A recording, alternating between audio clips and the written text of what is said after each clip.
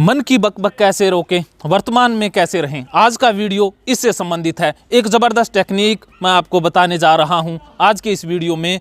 जब आप बार बार खुद से पूछते हैं कि मैं इस वक्त कहाँ हूं, आपको पता लगता है कि मैं इस वक्त वर्तमान में नहीं हूं, ये पता लगना ही सफलता है।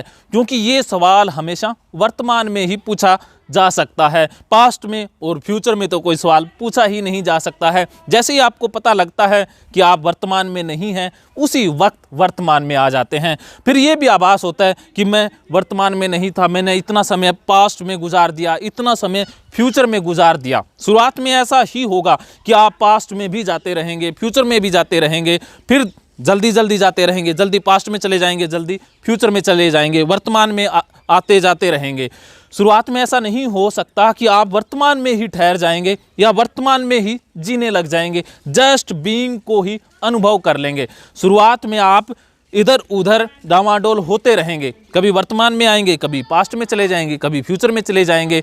धीरे धीरे क्या होगा कि वर्तमान से नाता है वो आपका ज़्यादा जुड़ जाएगा, वर्तमान में आप ज़्यादा देर तक रहने लग जाएंगे, पास्ट में कम हो जाएगा, फ्यूचर में भी कम हो जाएगा, वर्तमान का दायरा ऐसे बढ़ता जाएगा। और एक दिन ऐसा आ जाएगा जब वर्तमान में रहना ही आदत बन जाएगी।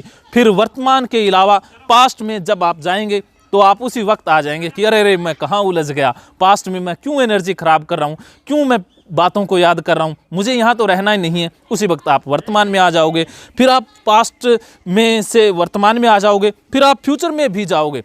फ्यूचर में जब आपको पता लग जाएगा कि मैं फ्यूचर में समय बर्बाद कर रहा हूँ, आप फिर से वर्तमान में आ जाएंगे। तो फिर आपका कंट्रोल हो जाएगा खुद के ऊपर।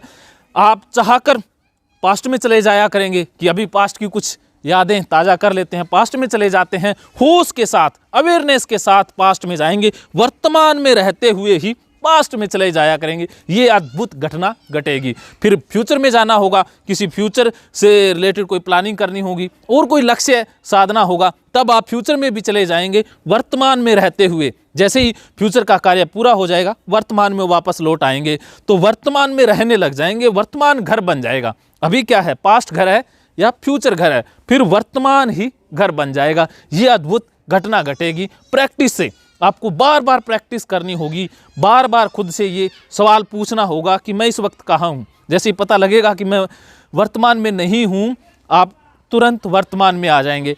धीरे धीरे कनेक्शन है पास्ट और फ्यूचर से कटने लग जाएगा।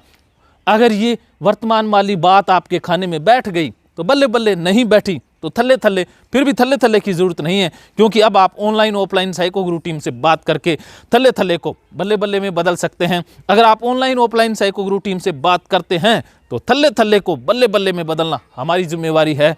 आप ओसीडी से संबंधित एक बुक भी खरीद सकते हैं, उसका लिंक मैंने डिस्क्रिप्शन बॉक्स में दे दिया है। धन्यवाद।